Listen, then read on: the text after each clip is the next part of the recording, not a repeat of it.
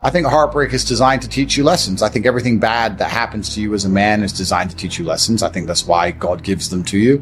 You're never going to be a good man unless you've suffered.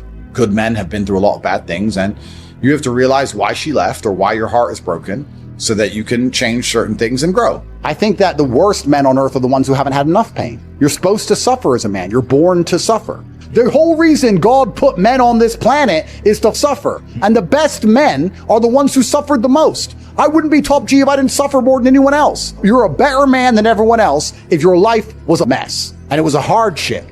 Because you're not what happens to you, you are how you react to it. And the best men on earth are men who have had their parents die, their best friends betray them, their girl betray them, thrown in jail, their money stolen, stabbed, robbed. And every time something happened to them, they sat there and they looked in the mirror and said, what can I learn from this? How can I stop this happening? Those are the best men.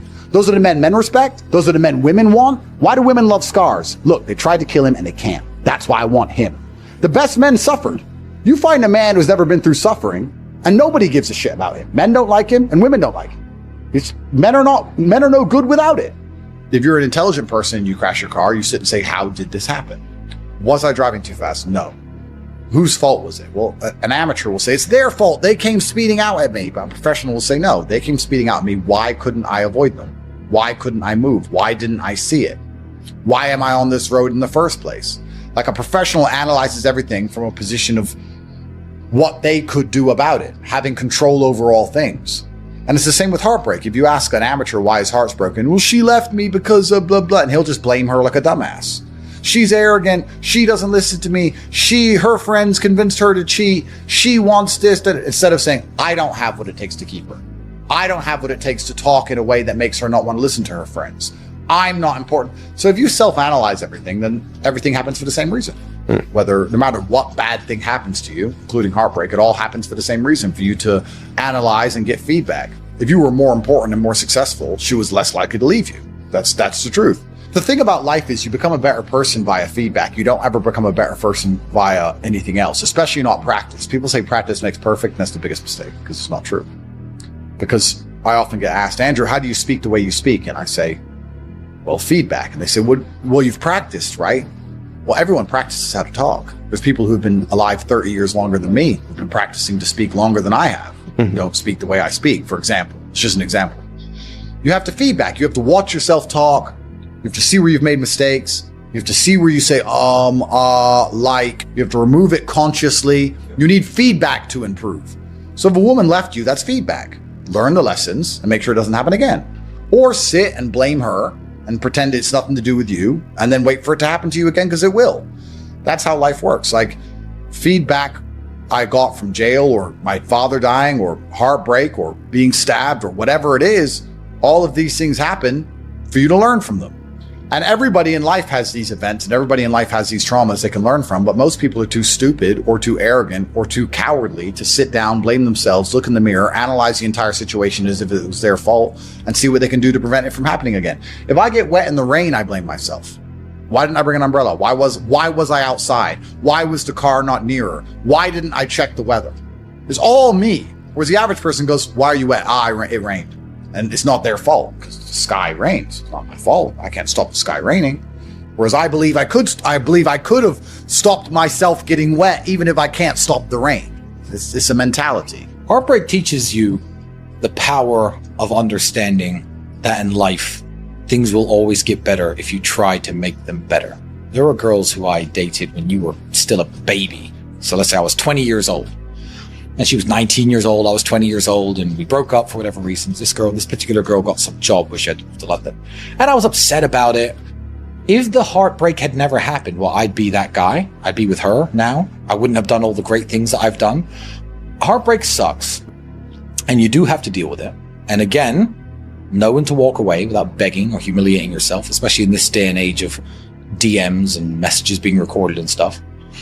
And each heartbreak, like with every bad event that happens in life, sets an important marker that you eventually look back on a longer timeline, and you see the growth and the self-improvement and maybe the hypothetical scenarios that would have happened had you stayed with that person or had you not been betrayed by that person. And yeah, it serves as very important markers on a timeline. But it's only once you progress a couple years past that timeline that you could see the knowledge in it. Unless you do it the wrong way and let it spiral you into down the toilet of self-destruction. In which case then you're like, oh, well, that's when my life went completely wrong. So no, that's when you chose to give up. They're two very different things. But Heartbreak's fantastic. I wish my heart could still be broken. That'd be nice. Well, men live for women. This is the point. Men live for women in every single way. If women didn't exist on this planet, everything about my life would be different. I'd have fast cars because I like driving. But a lot of the things that men do, a lot of the things we say, the way you dress, lots of it is about trying to attract women, trying to impress women, and trying to have women hold you in a high regard. Because if women in general hold you in a high regard, then you as a high value man have your pick of the best women on the planet. And there isn't a single red-blooded male out there in the world who doesn't like the idea of lots of different women being attracted to him. Even if he's got his wife and he's in love and it's the first girl he's ever been with and he's, I don't know, a Mormon or a Muslim or a Christian who's super involved. If you were to ask him, would you like to be unattractive to women or attractive to women just in general? He'd say attractive because it raises the impression people have of his wife, for example. So there's not a single man in the world who doesn't live for women in one way or another. Women teach you a lot about how to get women, which is actually quite interesting. Like, they do. Women teach you a lot about how to get women themselves. If you want to piss a woman off, ignore her. Don't insult her. Just don't reply. And you should know that because when did a woman annoy you most? She ignored you. That's right. So like, you can learn so much from them. But women are the prize, effectively. Sexual access or access to sexuality has always been a prize for men that effectively had to be earned. You had to go to war and come back with a Valor Star, or you had to be a king or something to get access to sexuality. So women were the prize up until a certain point, and then if you're a high value enough man, you can say you become the prize, blah, blah. But effectively, women are a fantastic mirror. And how women treat you tell you a lot about yourself. Because women are ruthless.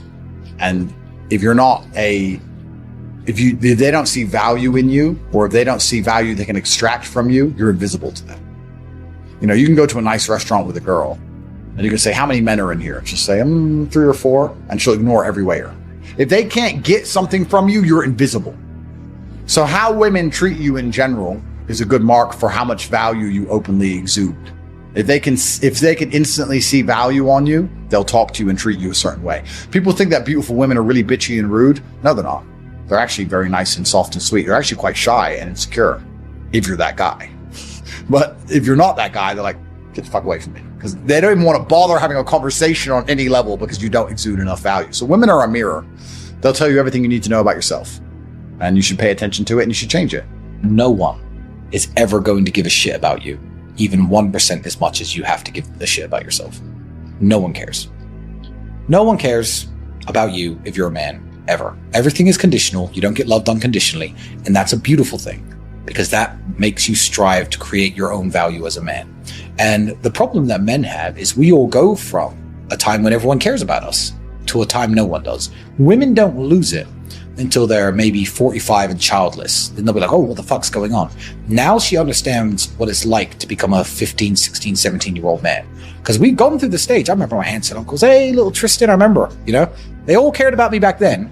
Then you get to 16, 17, 18, you're out in the cold world and you're like, no one gives a fuck, do they? I can't pay my bills. I have no food. Nobody cares. Yeah, your mother and your father will care a little bit, but you have to care about them. So I'd say the duty of protection is the other way around once you become an adult, and you have to care about yourself. So the best advice I can give to anyone, especially the young men who are 13, 14, 15, who, are sitting in their room playing video games and their mother's still bringing them sandwiches, if she continues to care about you that much and you lean on it, you're going to be a nobody.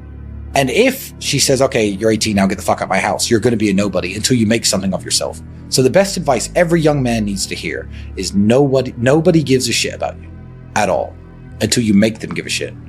People give a shit about me and Andrew now. Why? Would you have given a shit about me if I just fucking stayed in my room playing video games from age 18 till now? No, you wouldn't know who the fuck I was.